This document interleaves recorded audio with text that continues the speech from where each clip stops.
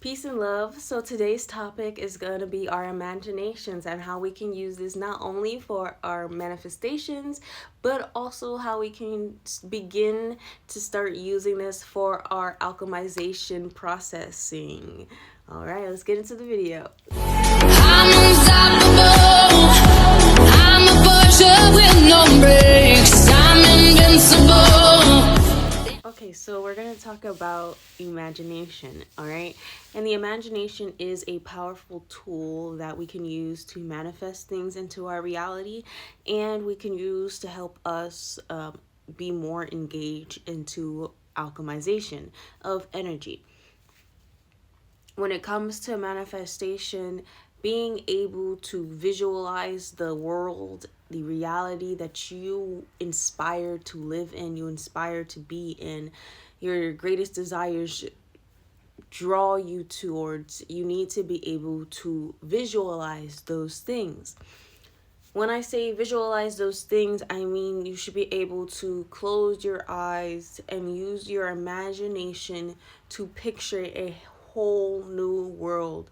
The things around you are just your imagination. Your brain, okay, uses your imagination 24/7, okay, to come up with the hologram that you see in your everyday life.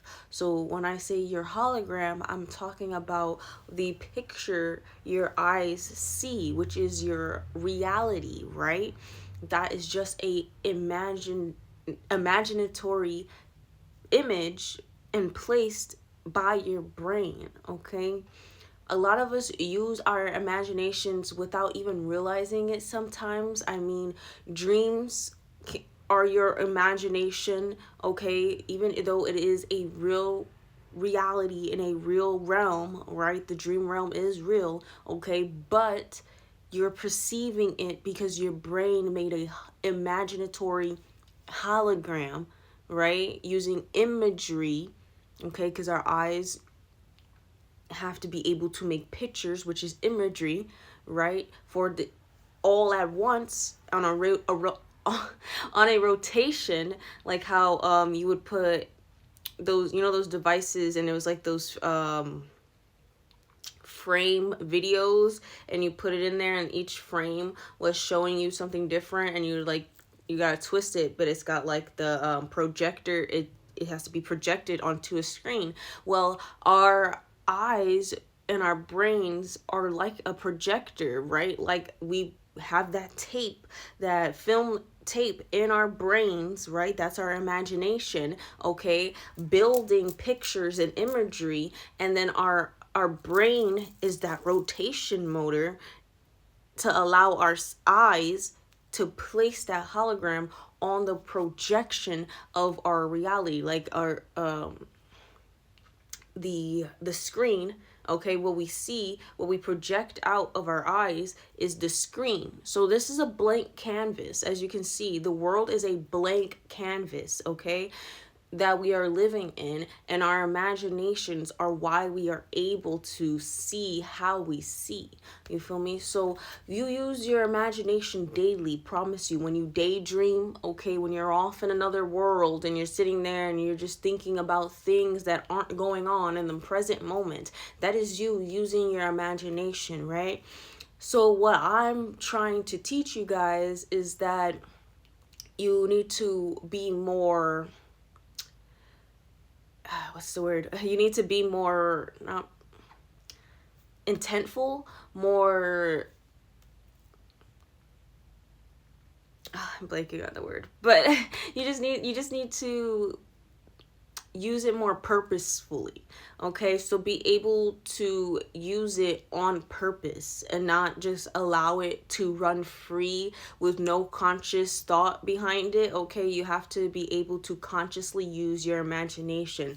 And I know Neville Goddard talks about how this is very important right before you go to sleep, because right before you go to sleep, right, your subconscious is taking in everything from the day. So whatever your final thoughts are in that moment before you go to sleep is what your final impression of that day is on your subconscious. So when you wake up, your subconscious has this imprinted, now fully integrated into your reality because you fell asleep and allowed these things to manifest during your sleep, right? So now when you wake up, the current reality you're in is whatever you impressed on the subconscious mind the night before.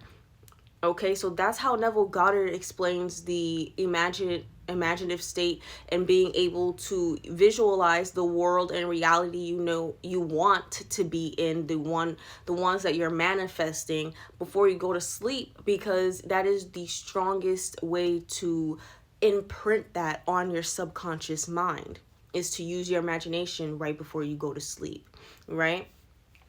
And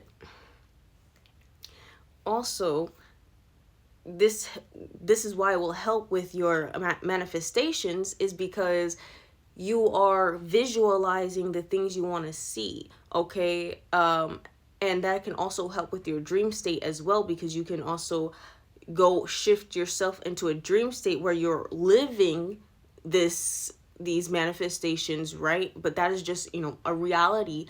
The dream world is a reality that you're in, where this is already occurring in your life. Okay, so now you'll have that impression on your subconscious, and when you wake up, now you have shifted dimensions and you shifted realities, so that you are able to forget the word, okay, to obtain what you have went into the dream world and the imaginative state to acquire.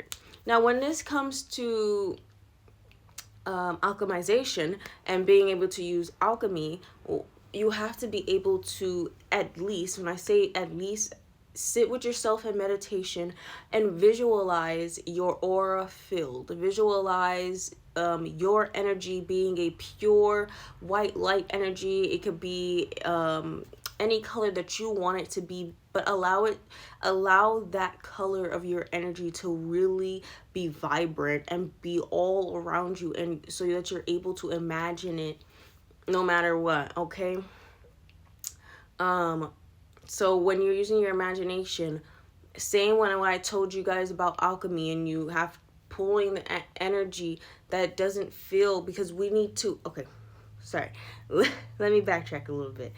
All right, it is important to be able to what was I gonna say, to know that our energy is one with the creator's energy, one with God universe's energy, and God universe's energy is everything that's light, everything that's peaceful, everything that's loving, everything that's gratitude, everything that just feels so loving and sweet in your body. That's how you know what your energy is, right? Versus someone else's energy. That's how you know.